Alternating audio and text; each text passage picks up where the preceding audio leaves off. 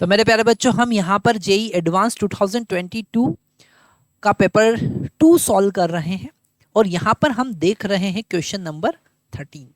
और ये जो क्वेश्चन है वो मल्टीपल करेक्ट ऑप्शन टाइप का क्वेश्चन है। मतलब यहाँ पर ए बी सी डी में से मल्टीपल करेक्ट हो सकते हैं, है ना। यहाँ पर जैसा हम डायग्राम देख पा रहे हैं, इस डायग्राम, ये जो क्वेश्चन है ये वेव ऑप्टिक्स से रिलेटेड है और इंटरफेरेंस का कॉन्सेप्ट यहाँ पर यूज करना होगा। क्वेश्चन में गिवन है double slit setup is shown in the figure.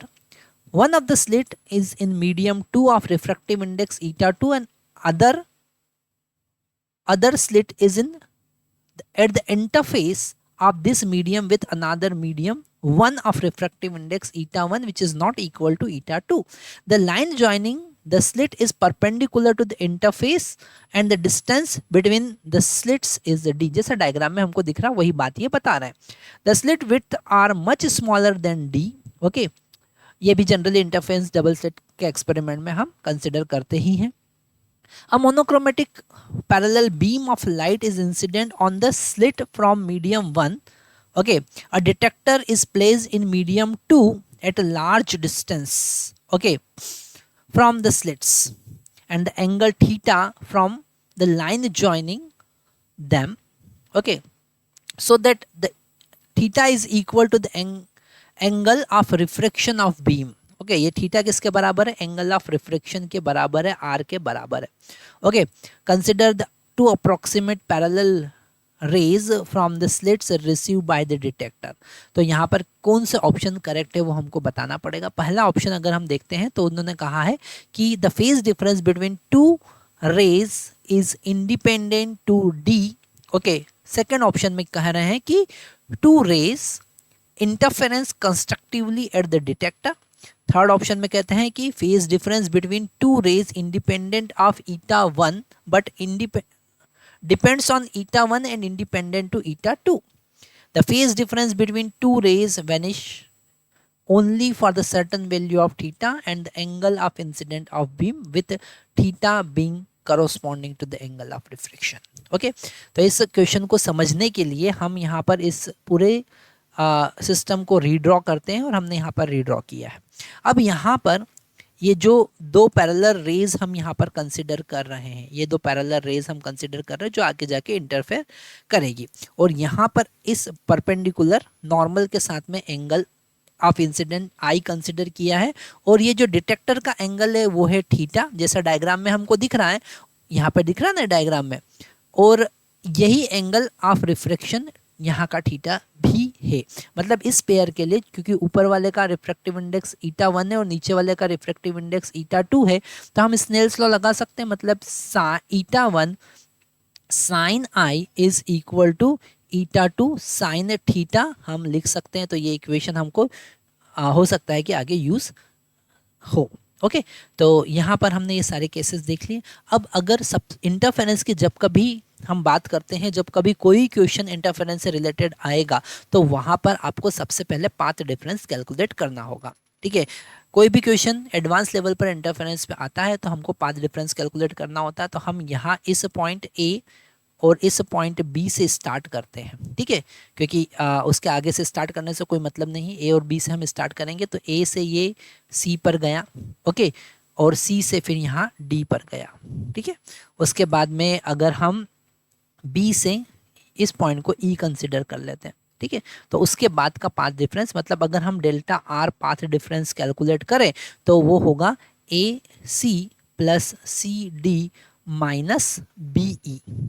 Okay, है ना। बाकी का रेज जो है वो पैरेलल डिस्टेंस की है, इक्वल डिस्टेंस की, तो ए से सी और सी से डी और माइनस बी टू ई, ये पाथ डिफरेंस हो जाएगा। सबसे पहले अगर हम ए सी कैलकुलेट करना चाहते हैं, अगर ये एंगल यहाँ पर आई कंसिडर कर रखा है तो इसके पास वाला जो एंगल होगा वो 90 माइनस आई होगा, क्योंकि हमने यहाँ से परपेंडिकुलर डाला है इस पर। ठीक है, ये 90 डिग्री है परपेंडिकुलर, और ये वाला जो एंगल है जो मैं यहाँ पर ड्रॉ कर रहा हूँ ये आई हो जाएगा। बी से सी के बीच का जो डिस्टेंस है उसको हमने एक्स कंसिडर किया है। तो अगर हमको ए सी कैलकुलेट करना है तो ए सी को हम लिख सकते हैं एक्स, थीटा के सामने वाला ये परपेंडिकुलर है, ए सी परपेंडिकुलर है, तो यहाँ पर हम लिख सकते हैं एक्स साइन आई, पर ये उस मीडियम में लाइट ट्रेवल कर रही है जहाँ का रिफ्रैक्टिव इंडेक्स ईटा 1 है, तो जो पाथ होगा वो ईटा 1 टाइम्स बढ़ जाएगा, है ना। पाथ जो है वो इंक्रीज हो जाएगा ना, क्योंकि स्पीड वहाँ पर डिक्रीज हुई तो पाथ इंक्रीज होगा, है ना, ईटा 1 टाइम्स। अगर हम सी डी की बात करें, अगर हम सी डी की बात करें तो सी डी, अगर यहाँ इन दोनों स्लिट के बीच का डिस्टेंस डी है, दोनों स्लिट के बीच का डिस्टेंस कितना है, डी है, तो सी डी जो होगा वो ये वाला एंगल भी यहाँ पर थीटा होगा अप्रोक्सीमेट, डी कॉस थीटा होगा। और ये सेकंड मीडियम ईटा 2 में ट्रेवल कर रहा है, तो यहाँ पर हो जाएगा ईटा 2 D cos theta. Okay, minus अगर बीई की बात करें, बीई की बात करें तो ये हाइपोटेनियस है, और यहाँ पर बेस हमको पता है ना, तो हम इसको लिख सकते हैं ईटा 2 D divided by cos theta, क्योंकि यहाँ पर हमको हाइपोटेनियस कैलकुलेट करना है। ये थोड़ा सा कैलकुलेशन आपको ट्रिग्नोमेट्रिक समझना पड़ेगा, ठीक है। यहाँ पर कॉस थीटा लगाएंगे तो हमको पता चलेगा कि डी डिवाइडेड बाई बीई, तो बीई का वैल्यू हमने यहाँ पर लिख दिया, ठीक है। यहाँ पर ईटा 1 साइन आई का वैल्यू हम यहाँ पुट कर सकते हैं। ईटा 1 साइन आई का वैल्यू हमने कहा था कि हमको यूज़ होगा, तो पुट करने के लिए हम इसको लिख सकते हैं ईटा 2 साइन थीटा, और यहाँ पर x का वैल्यू अगर d के टर्म में हम पुट करें तो यहाँ पर x इक्वल टू हम लिख सकते हैं d टेन थीटा। ओके, क्योंकि d यहाँ पर क्या है, ये वाला एंगल भी थीटा होगा, d यहाँ पर बेस है और x क्या है, परपेंडिकुलर है ना, तो ये हम लिख सकते हैं x का वैल्यू हम यहाँ पर लिख सकते हैं d tan theta plus eta 2 into D cos theta as it is minus eta 2 divided by D, eta 2 into D divided by cos theta as it is. हम कलर यहाँ पर वाइट कर लेते हैं ताकि आपको क्लियरली विजिबल होगा।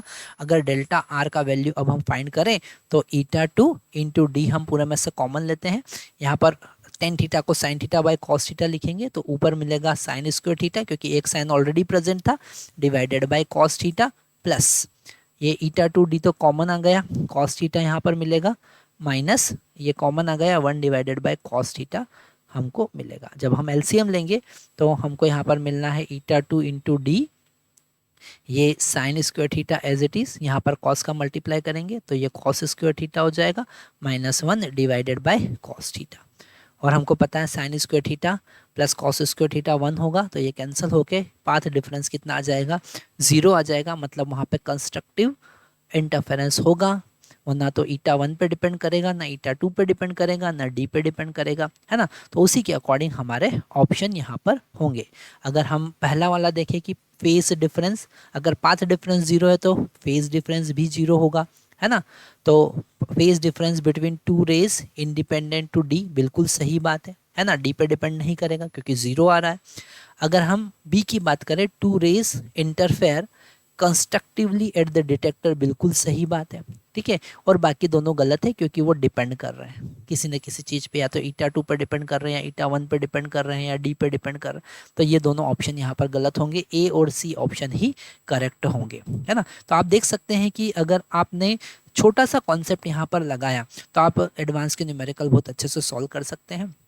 Advance के न्यूमेरिकल सॉल्व करने के लिए हमारा बेसिक मैथमेटिक्स, हमारा इंटीग्रेशन, हमारा डिफरेंशिएशन, हमारा ट्रिग्नोमेट्री, हमारा अलजेब्रा बहुत ज़्यादा स्ट्रांग होना चाहिए, क्योंकि यहाँ पर फिजिक्स के कॉन्सेप्ट सिंपल ही लगते हैं पर उनका कैलकुलेशन, उनका जो मैथमेटिक्स है वो टिपिकल होता है। तो आपको मैथमेटिक्स पर ज़्यादा फोकस करना पड़ेगा। आपका इंटीग्रेशन, डिफरेंशिएशन, वेक्टर है, अलजेब्रा है, फंक्शन है, कैलकुलस है, ये स्ट्रांग होना चाहिए। Thank you.